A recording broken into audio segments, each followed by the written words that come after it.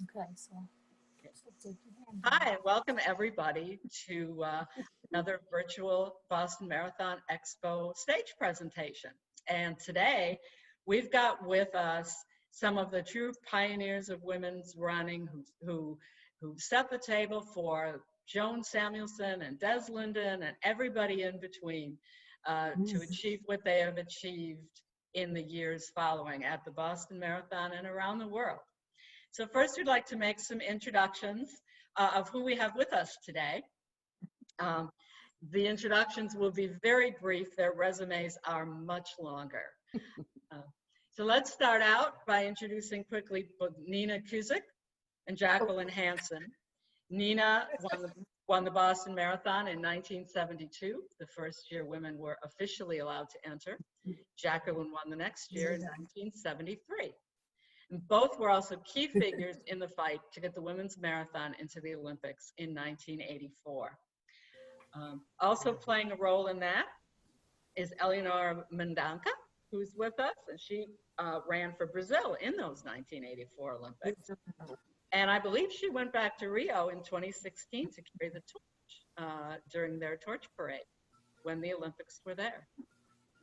Also with us today is a woman who really got it all started, and that's Julia Chase Brand, who in 1961 became the first woman to complete a road race in the US, not a marathon, but a road race, and all the way back in 1961, when she ran a 0.5 miler in Connecticut. And we'll talk to her about how she was mentored by somebody with a very direct connection to the Boston Marathon. Also on the Zoom today is Bobbi Gibb. Bobbi, who in 1966 jumped out from behind the most famous forsythia bush in history at the start in Hopkinton and became the first woman to complete the Boston Marathon. She also won in 1967 and 1968. Winning for the 3 years after that, during the pioneer era, is three-time winner Sara Berman, who has played host to this group of women the last few years at the Boston Marathon.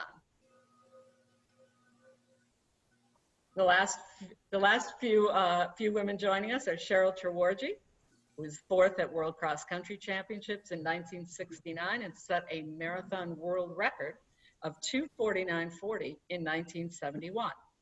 10 years later, her daughter was born, Shalane Flanagan. And lastly, but certainly not leastly, is Patti Dillon, three-time runner-up in Boston in 79, 80, and 81. She was also the first American woman to break 2:30 when she finished second in the New York City Marathon in 1980. So welcome, everybody. Hi. Thank you. I'm sure you're all looking forward to getting together again, even if it's only virtually, which is pretty much how we're all getting together these days. Yeah. Sara May, please tell us how it came about that you sort of opened your house as a hotel in Cambridge, right across the river from Boston, for all of these women about 4 years ago. This is a book called First Ladies of Running. It's by Amby Burfoot, who won Boston in '68. And what he did with this book was to make a community of us early women, because we all wanted to run and felt good about running, and I felt good about the athletic achievement, but whether we were legal or illegal, we were so far apart. I mean, think about how wide this country is. Some of us were on the East Coast, like Nina and me. Some of us were on the West Coast, like Jackie Hansen and some of the others. And Cheryl, where were you? North Carolina? Now. Oh, yeah. You were out west. And Patti was not in the first few years, but she was in the next few years. So we infected her, I'm afraid. And Bobbi was not part of organized running. She just loved to run and decided to do the Boston Marathon. Why not? So Amby wrote this book and included a whole bunch of early women. And then it was in 2016 when the book came out, and he called us And he said, you know, we're going to have a panel of women discussing this book. And could you put up a few? Oh, sure. So little by little, and then Ellie did something very nice, Ellie Mendonca. She said, you know, I have this trundle bed that I want to get rid of. Can I leave it with you? So that added to our bed capacity. And that year we had, I don't know, 5 or 6 women. And Julia, your husband stayed a couple of blocks away with a BAA board member, Ken Lynch. It was a woman's only pajama party. He had to get out of the house. I'm glad there were some rules anyway. Yeah. So it was fun. It was a lot of fun. Yeah. So back when you were all competing back in the 60s even and into the early 70s. Nina, we'll start with you because you were the first official winner of Boston Marathon. Did you realize at the time what kind of history you were making and that we would still be talking about you all these years later? Well, that's a good question, but I didn't think like that. I was just so happy, you know, I was able to get the rules changed so women could officially run marathons. And I was lucky that I won it that year, 1972. December 1971 is when the governing body approved us, you know, the American governing body approved us to be able to run marathons. And Boston was, of course, my favorite. There weren't too many other marathons then, but Boston was my favorite anyway. It was my first marathon ever in '69. So I was thrilled to be able to finish in first place women in Boston. Julia, what about you? You made history in a way that that no one else can really duplicate. Well, when I came along, you could be banned for life from all sports if you ran more than 220 yards, which is a half lap.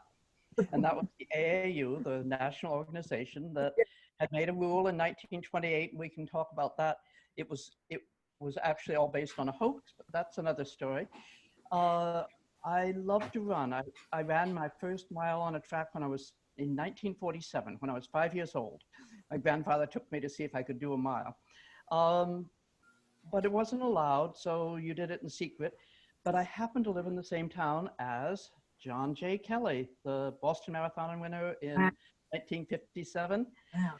And the town isn't that big. Our paths eventually crossed. And the Kellys were very sweet. And Johnny's running mate, George Terry, said, okay, do you want me to coach you? And I said, sure. He said, well, there's you have to understand that the AAU had really been saying, women can't do this, they'll all collapse. The New York Times had an article back in 1928 when they ran it, and it said, 6 out of 9 women had to be taken off on stretchers, they were dying. And that's what the AAU said to us, and we said, there wasn't a we. But eventually I'd been running with Kelly and Terry, and eventually I got a chance to do an 880, and 9 days later, I ran in the Olympic trials, which is kind of gives you an idea how sparse the competition was in those days. And it was an extraordinary publicity issue. I'll stop and let somebody else talk, but nobody had ever thought of women running distance. And I was just a kid, and it was pretty overwhelming. But I come from a Quaker suffragette family, 4 generations back, and I knew it was wrong, and I knew I was just going to do it, and they could do whatever they wanted to me. So they actually changed the rule allowing cross country rather than choosing to ban me. So thank you, AAU. Anyone else? Was there any hint at the time that you were making such history? Was there any what? Do you have any idea at the time for the rest of you? Yeah, I did know that I was making history. I actually spent a year, I went up and I just tried to go into a race with all my buddies and was pushed to the side. And told that's illegal, you can't do that, you know, we'll have you arrested or whatever. And so we tried all the normal reputable ways of talking with people, petitioning and so on. It didn't work. And finally, this was right after civil rights. And what did Rosa Parks have to do? She had to finally go and say, no, I'm sitting in the white section. And that was my role, was the Rosa Parks role. I said, no, I'm going to run. And they can do with it what they will. So I did know that it was pushing the barriers. Right. Yeah. May I say something? May I go off of that? Absolutely. Well, I think Julia hit the nail on the head. A lot of us, many of us, knew something was wrong and we knew how to fix it, or we thought we knew how to correct it. I know for me, I never felt like anything I did about being a rebel, you know, which is why I took up running in the first place. But I didn't think about the bigger picture so much as I know there's something wrong and I think they can correct it. So when I just fell into marathoning, that's another whole story, thanks to my inspiration, Cheryl Bridges. She was my teammate, and Cheryl Treworgy, excuse me, she ran as Bridges. And because of her, because she went out and did it and showed me, it was the first marathon I ever watched, it inspired me to think maybe I could do the same thing. Well, she didn't show up that day and I got to win. So success breeds success. And even though it was hard, it was the hardest thing I ever did in my life, and I said I'd never do it again. I ended up years later breaking 2 world records. Cheryl was the first to break 250, and I was the first to break 240. And yet there was an Olympic year the next year, and I couldn't go because the longest race was the 1500 in 1976 in Montreal Olympics. And so as a world record holder, I had to watch a whole Olympics go by without my event. And I had been brought up a miler. So I knew, like Julia, you know, I knew that the shorter distances led to Olympic trials, but nobody questioned why we couldn't run longer distances. And that began my era of activism. As Nina said, she did it through law and legislation. And then she and I and Eleonora all joined together in a committee that lobbied in order to, you know, make, at that point, what I'm saying is at that point, by the time we joined the International Runners Committee to lobby for the marathon to get in the Olympic Games and the 5,000 and the 10,000, all the distances, at that point, we knew we were making history, but back in the day when I was running and winning races and setting world records, I didn't think about the history. I was more thinking about, I want to go to the Olympics personally. And if it brought my friends along with me, so be it. But, you know, sure, it was a selfish endeavor to begin with that ended up being history making. And I think that's kind of a theme throughout all of us. I hear all of them saying at the time they knew something was wrong and they thought they could fix it. I have to say one thing. The men long distance runners always supported us. They They did. helped us lobby. They Yes. encouraged us as we ran in races unofficially until they were official. They were always wonderful because they knew you can't cover the distance if you haven't put in the training. And they respected each other's training. And if we could put in the distance, then we were worthy of respect too. And they encouraged us. It was wonderful. I agree, because I trained with primarily the Cal Poly San Luis Obispo group. Before that, when I was at Indiana State, I ran with the guys on the Indiana State team. And fortunately, Indiana State embraced the fact that I wanted to do this. They were so supportive. And that's how I got, you know, an athletic scholarship that could be virtually the first one a woman received in the United States. But the other part was I was married to my coach at one point, and you know, I didn't question that I couldn't do it. I was surrounded by people that encouraged me, even though we had to ask permission for me to run in high school boys cross country meets because I couldn't get any competition. and everybody said, oh yeah, fine. But they also weren't sure how much knowledge I had. And so I had to stand on the starting line for 3 seconds after the gun was shot before I could start. But I was willing to deal with that because I knew in my heart I was a runner, and I never got worse than third. So I think that kind of presented to the coaches as well as the male athletes, and the guys I trained with. It was a matter of do the work, and the rewards will come.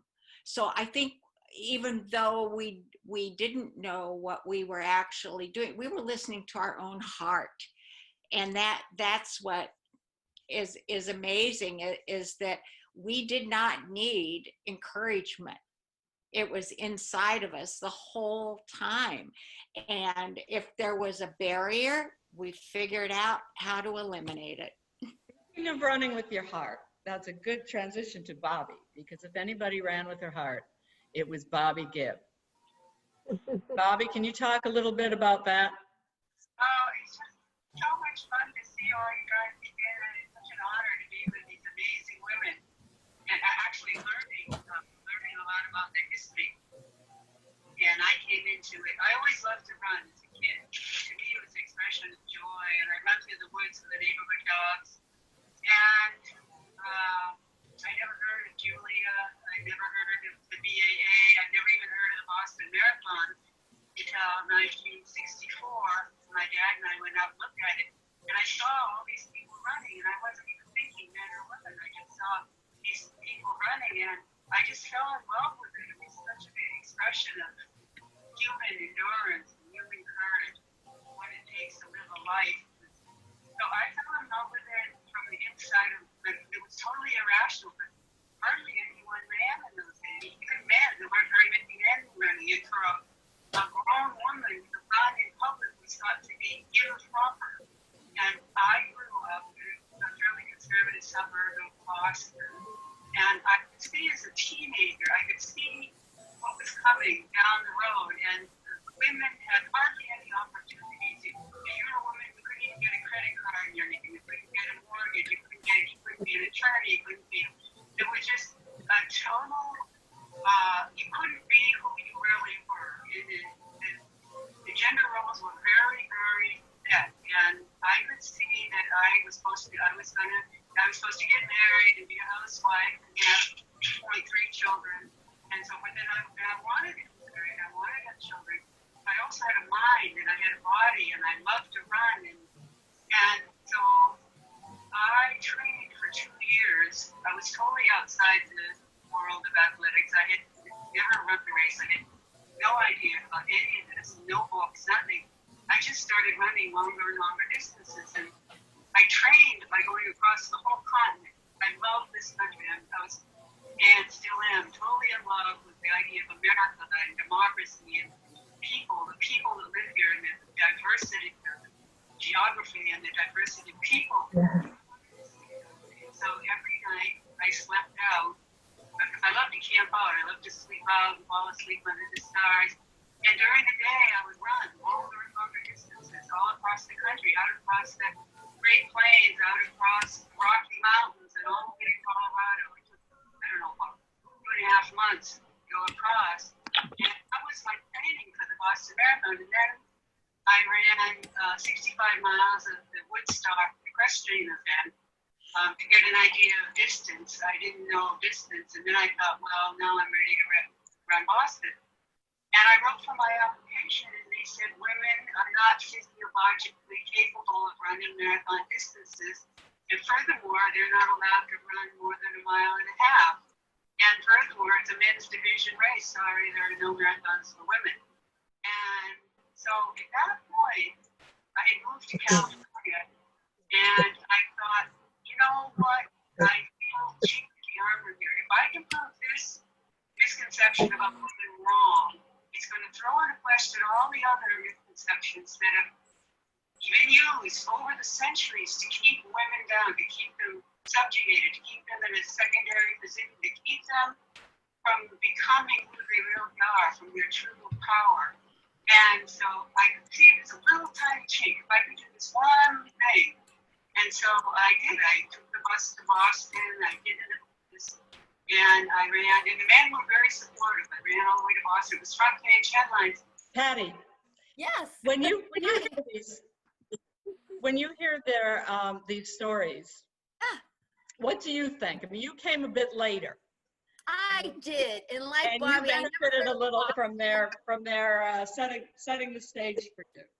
Yeah, well, I never heard of the Boston Marathon, and I came in at I just like to run, and I fell in with a group of guys at the local Y, and they had just finished the Boston Marathon, 76, the hot year, the run of the hoses, and I started running like 10 days before that.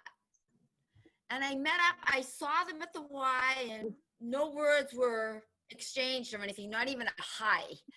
And they went out the door, 5 of them. They went out to the door to run. And I waited until like they crossed the street and went around the corner. And then I started and did my little thing. And over time, I was kind of welcomed into their little group.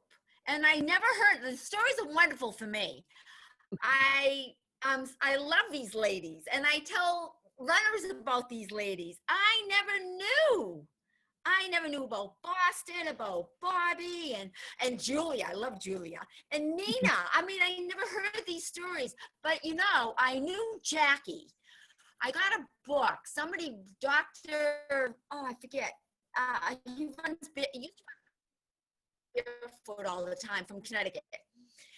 And he gave me a book, and it had long distance running, and Jackie was in there, and I think she was a world record holder. And I figured out, I remember on my bed with my cigarettes, like, you know, smoking there, and then figuring, I love math, figuring out the math and the time and how long it took her to do like the 2:37. And for me, it was like, you know, 6 minutes. What are you kidding me? And I remember reading about Cheryl, you know, Cheryl Bridges, and this tall, skinny blonde. And I thought, oh my gosh, I will never run that fast. But you know, Barbara, I had a hard time finding a coach. It took me 2 years. I did lots of road races, and I did 2 marathons on my own training. It was great. So I had a hard time finding a coach. And when I finally did get a coach, it was pretty good. It was pretty good. But I love these ladies. And I met Sara.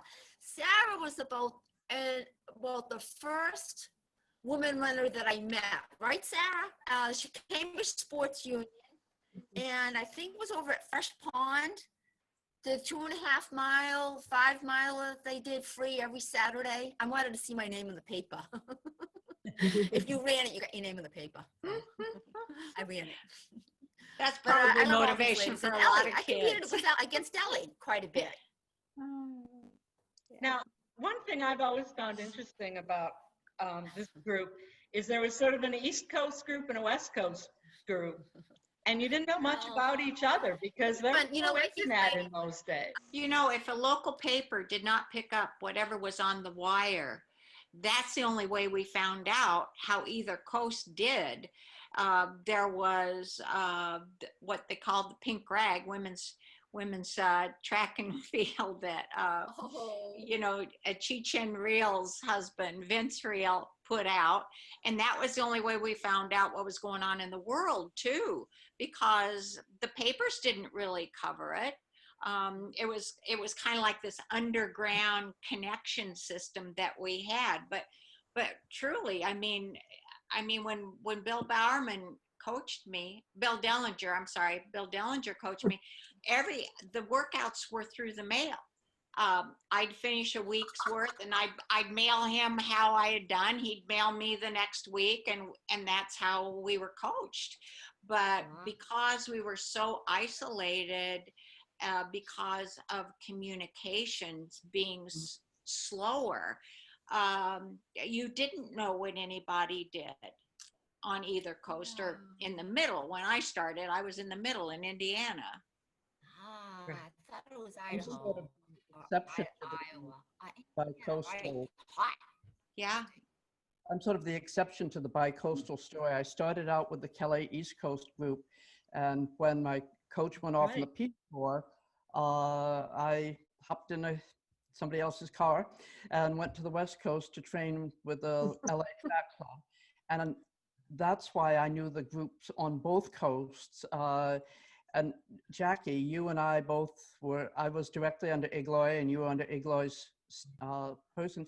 But the luckiest was in the year that I was out there, that was the year I was out there at the Culver City Marathon. Mary Lepper ran, the first woman to run and finish a marathon. And that's a whole nother story. But Julia, what year was that you went to California? For the 67? 64. 4. I tried out in the 60 Olympics from the East Coast, and then I quit college and gave up my scholarship. And I told my mother, I'm going to California to train for the Olympics. And she said, good, you're going to finish college? And I said, yes. She said, breakfast will be ready in 5 minutes. You answered you checked off all the right boxes. Yeah, I'll be back. I will finish. I'll take care of your aspirations for me, but. There I was doing 80 miles a week, but the longest thing I could compete in was half a mile. Yeah. And I had to sit down and say, are my events ever going to come in 1964? Yeah. And if I had waited for, let's say, the 5,000 meter, I would have been 56 years old. So okay, it's not going to happen soon enough for me. Yeah. Now, Eleonora, you benefited from a lot of this in that you ran the 1984 Olympics, the first time women were allowed in the games. What was that experience like? Oh, it was just wonderful.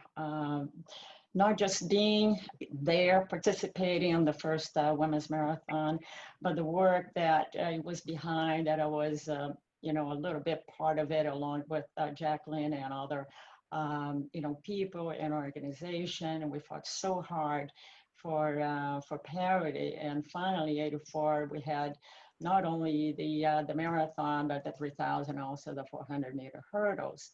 So that was, and having my parents there, because they are #1 fan, they always support me, in my, career, not only in athletics, academics, and all of that. So it was just a wonderful experience, and just seeing Joni win.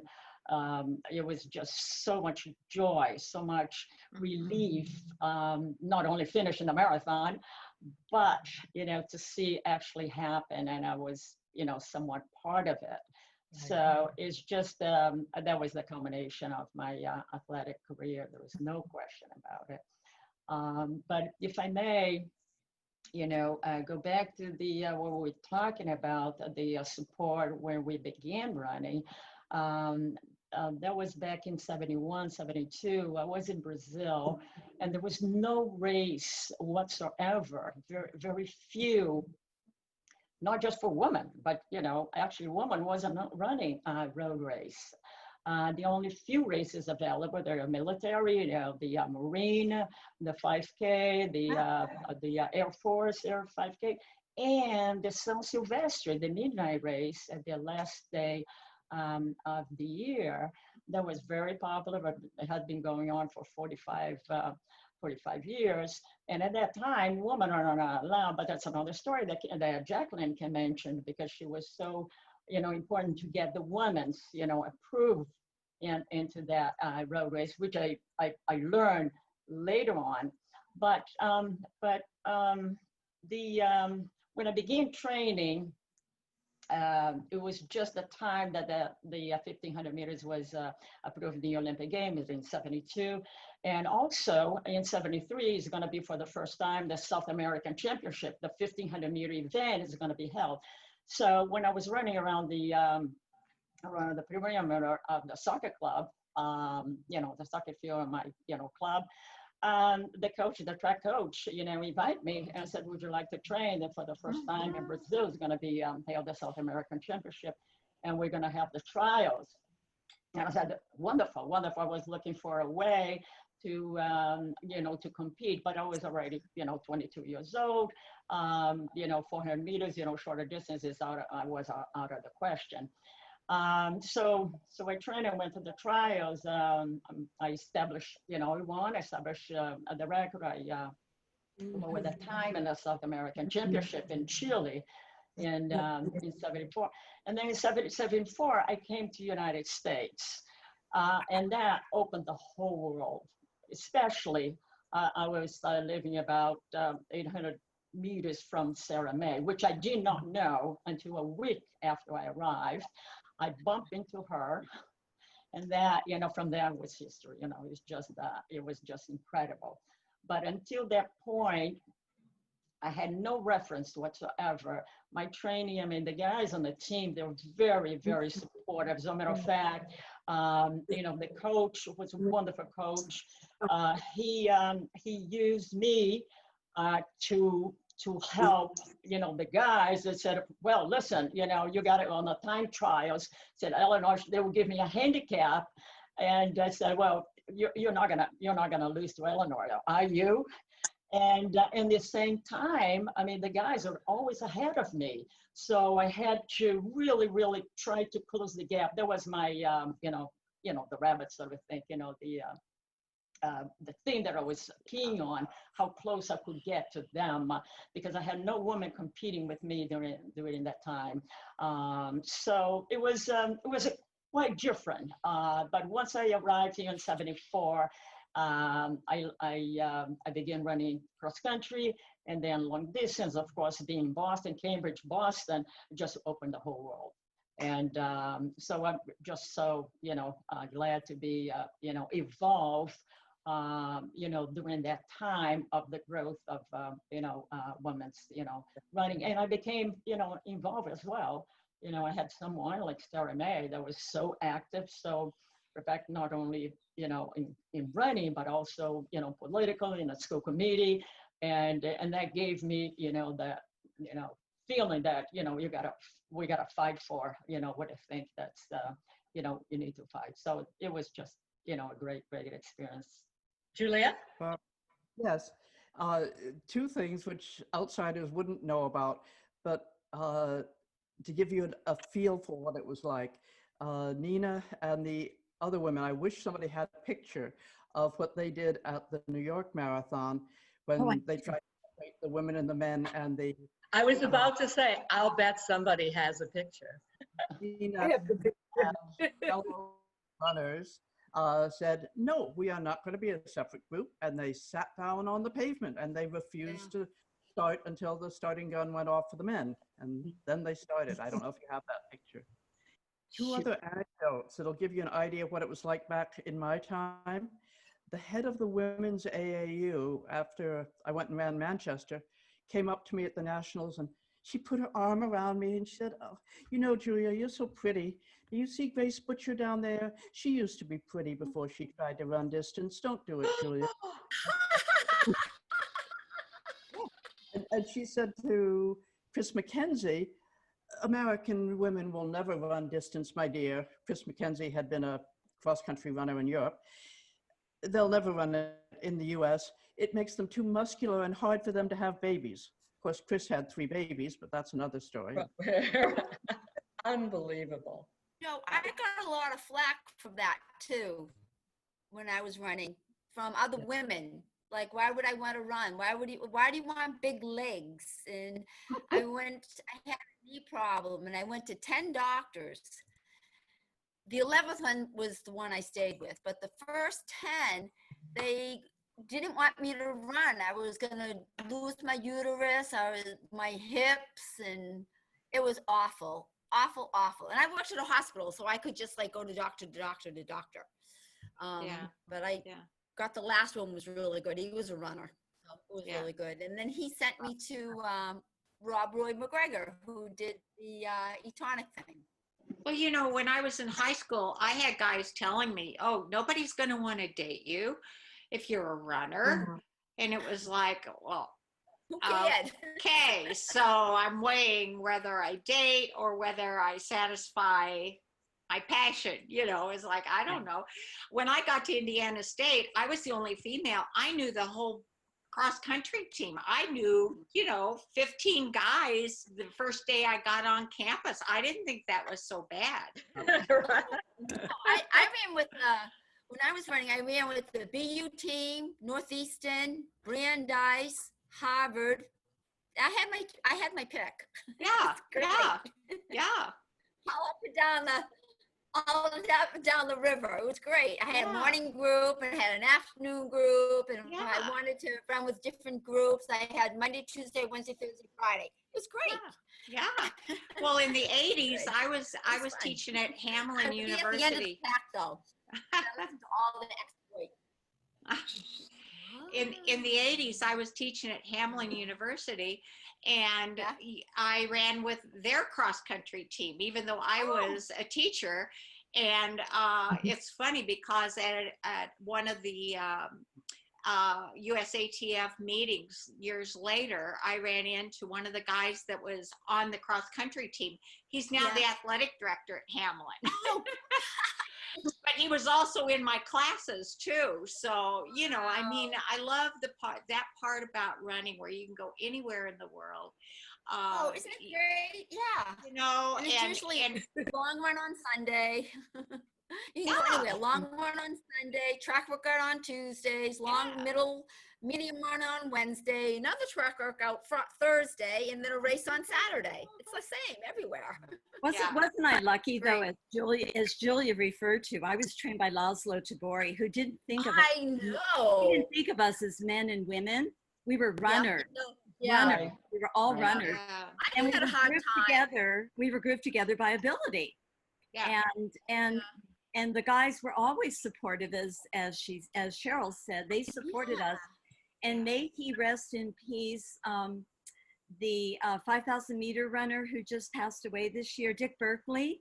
Yeah. Dick Berkeley threw out our lawsuit when Eleonora and Nina and I were in the lawsuit for the 5 and 10 after the marathon was lobbied in. Dick Berkeley has a quote I will never forget. He said, "I don't know what it must be like to have to fight for every event. As a man, I was born with a God-given right to run any event I want." Yeah. We had the men's support. They were great. Yeah. It was great. Yeah, the guys were And I'm great. lucky to have a coach who would treat me, coach me as seriously as the men. Or who would I be today? Yeah, it wasn't until I watched on PBS The Vote, where it highlighted when women, took the right to vote 100 years ago. And it reminded me so much of what we were surrounded by, this negative, and it was not the runners, it was the outside world. Right. It was the people that didn't share our passion, who wanted to rule us and deny us.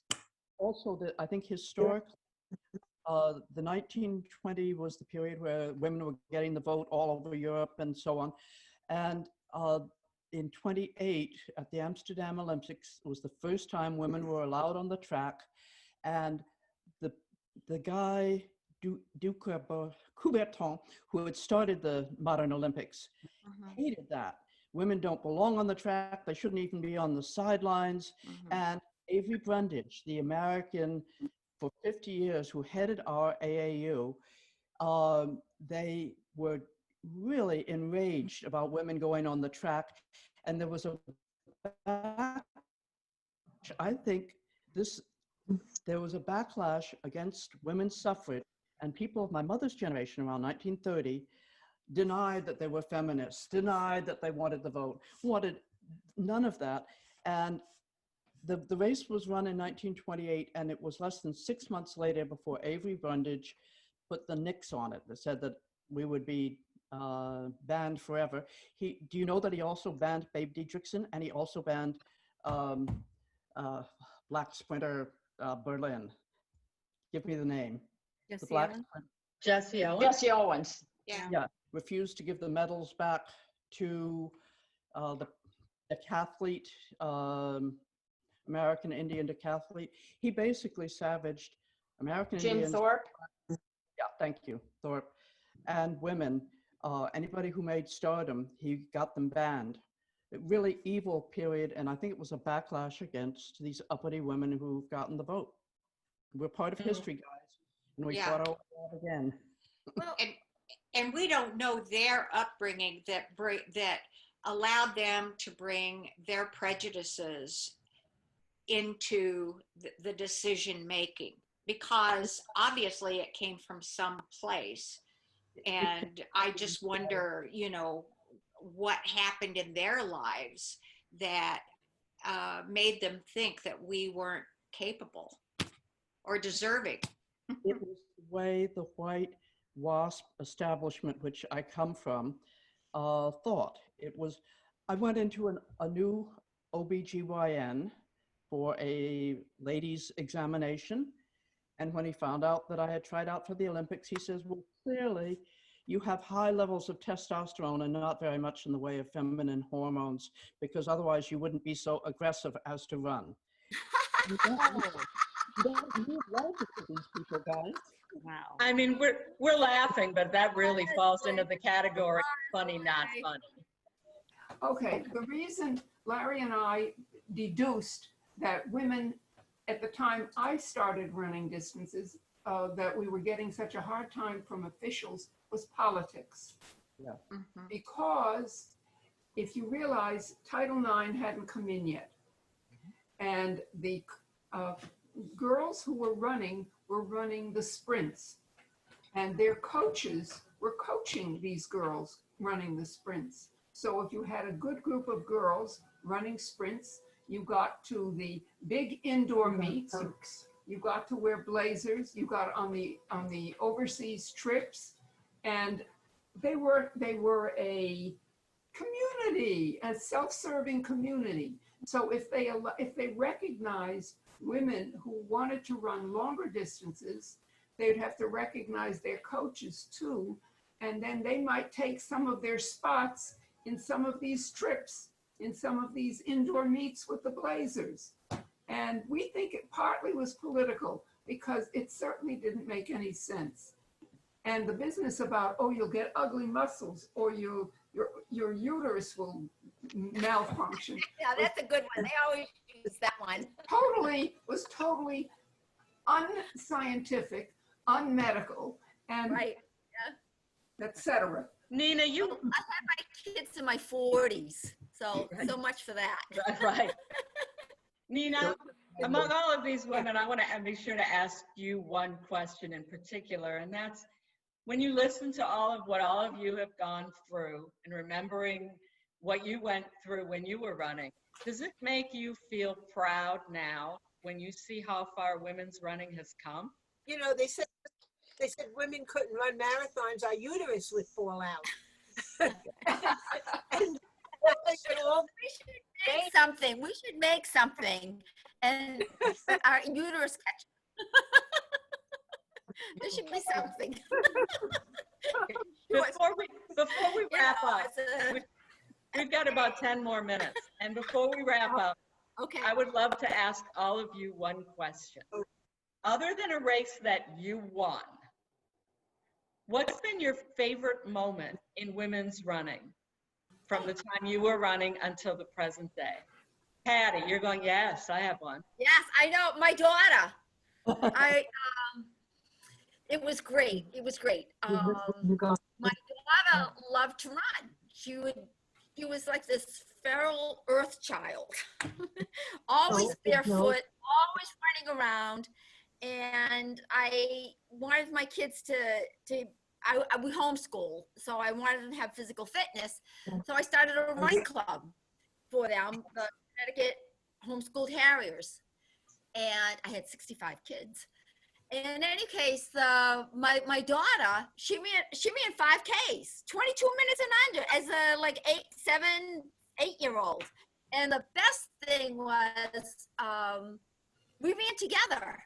It was great, absolutely great. There was no qualms, no like you can't do this or anything. She goes, "Come on, Mom, you gonna go for a run?"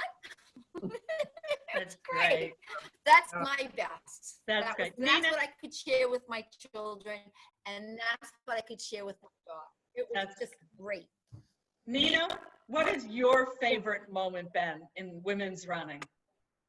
Well, in February of 1981, when I learned about that there's no marathon in the Olympics for women, and I learned about the international governing body and that had to approve the marathon for the 1984 Olympics. And I put in legislation, and it just went internationally. And when I heard about it, I was so proud and happy. It felt so good that the work, I had done was so successful. The other countries, Germany was going for it too, but it was wonderful to have the marathon in the Olympics. Wow, for women, why not? And we all why not thank you. indeed? Yeah. Thank you, Nina. Yes, yes. Sarah, what was your favorite moment? Mine. After my premier marathon running was coming to a close, I ran for the Cambridge School Committee, which is a 2-year office. My name connected with the Boston Marathon made my name well known, and I was elected. And then when I wanted to get reelected, the Bonnie Bell races, I think Kathy Spitzer helped start those, were all over the country. And the final was going to be in Boston. Actually, it was going to be around the river, finishing at the Hyatt Regency. I decided to use that as publicity for my campaign, my reelection campaign. So we had gotten my mother running in the middle 60s after my dad died. And not that she was racing, but we got her running. She was, my dad died when she was 52. We got her running in her middle 50s. So she was just a jogger. But I said to her, Mom, will you run with me? Because if you run with me, I'm sure I can get my daughter to run with me. We'll be a 3-generation team. There'll be plenty of mother-daughter teams, but this will be a 3-generation team. So she said yes. And then I went to my daughter, who was an MIT student at the time, and I said, Penny, your grandmother's going to do it. Well, she said, if grandma's going to do it, then I've got to do it. So we ran. It was a nice cool day, and I think I was the first woman over 40. Got on my warm-ups, ran back, found Penny, who was just coming in. For not having run since high school, she ran 55 minutes, which I thought was terrific. And then we went back, both of us, to look for my mother. We have a wonderful picture. I won't take the time to show you. You can, because when we found her, we started running in with her. And in back of my mother, you can see the motorcycle cops, because she was the last one. And in 77, she was 65. And when she went to the finish line, we went around the officials so she could cross on her own. And she was I had brought a press release to the press room to let them know that we were a 3-generation team. You got hell press, if you're going to do something. So when she crossed the line, a TV reporter began interviewing her because she was the last finisher. Tell me, Mrs. Gruber, how did you happen to run today? Oh, we had to run today to support my daughter, Sara Mae Berman, who was running for school committee. I didn't prep her. I didn't coach her. Good job. That was Clear my cover. favorite Clear moment. cover. Yeah. Cheryl? Well, I think probably, the fact that my daughter decided that she loved running. I can remember when she was in middle school, the kids went out for the track team and all that kind of stuff. But, when she was 3 years old and we lived in Boulder, Colorado, the Parks and Rec had, one of these little runs for the toddlers, and one parent stood with the kid and the other parent went to the other end, and you're supposed to run to the other parent. And here she was at 3 beating these kids that were older, and she had the outfit that she had to wear, and she had to go barefoot, and all of this. So I think probably watching her carry on the love of running and spread it, and with her coaching and just her being such an advocate for women running, I'm continually so proud of her. As well you should be. Yeah. Julia, do you have a favorite moment? I do. I'll do a funny one. 50 years after I ran Manchester, and the whole world is used to having women run, I thought I'm going to run on the 50th anniversary. And I had my son and my grandson and college friends and so on. And we went back, and I even got into the same suit that I had worn back 50 years before.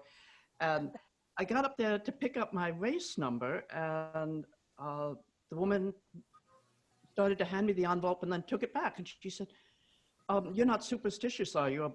I mean, about numbers. I mean, do you have special? I said, no, not at all. And she said, oh, so she handed it to me. And I stepped away and I opened it up, and I had the race number 68.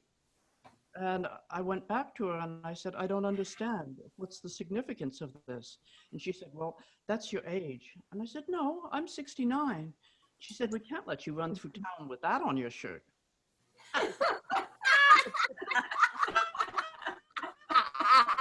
Oh, goodness. Eleonora? I think Julie. there are so many moments in the history of women's, and because it's the history of women evolved so much. You know, it took a big leap from in the 60s, and it's just got to move. You know, but you know, for me personally, you know, the participation and the work behind the women's marathon in the Olympic Games was very special. But in the whole contest worldwide, we're a little bit on a direct. Back in the 70s, I started organizing races in Brazil, not only for everybody, for women's only. As a matter of fact, the first women's race in South America, I organized in 1980.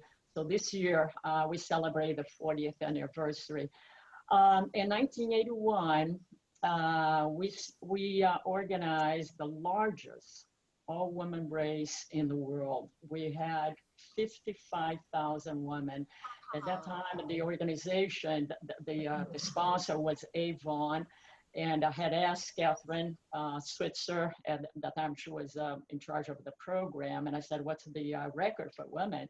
And she said, like about 48, 100 in Ireland, participation. And I said, I'm for sure we're gonna break the record. So I said, but we have to go to Sao Paulo, which happens to be the third, largest city in the world, something like that. And we hosted, we organized, and there was 6,500 women. That was the same year that the Olympic Marathon was That's great. added. So I guess, the taboo at that year in 81, it just collapsed because, if a woman can run the marathon, let's push the 5 and the 10. There was no other reason. So I guess that it is, the combination, important. That's great. Bobbi, what was your favorite moment in women's running? You mean besides when all of us ran our races and won them at the time? Besides that, I think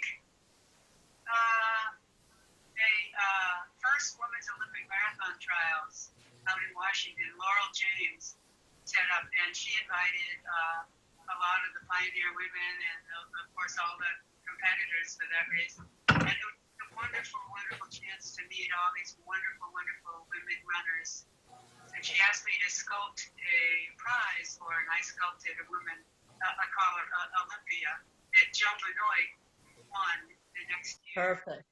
In the Olympics, and that was another of my favorite moments when Joe Benoit won the first Olympics. this beautiful site. Jacqueline? Wow, kind of a hard act to follow here, you girl. I'm everything they've mentioned, I was probably there, and I agree with them. They were favorite moments. But when you said one that you didn't win, well, we didn't have the term sports psychology back when we were running, but I've been fascinated with it ever since. And I can look back and say, I did have a peak performance. Well, I had 2 peak performances, one in which I won and set a world record. I'll leave that aside. But the other one I'd like to mention because a woman named Charlotte Lettuce now goes by Charlotte Richardson.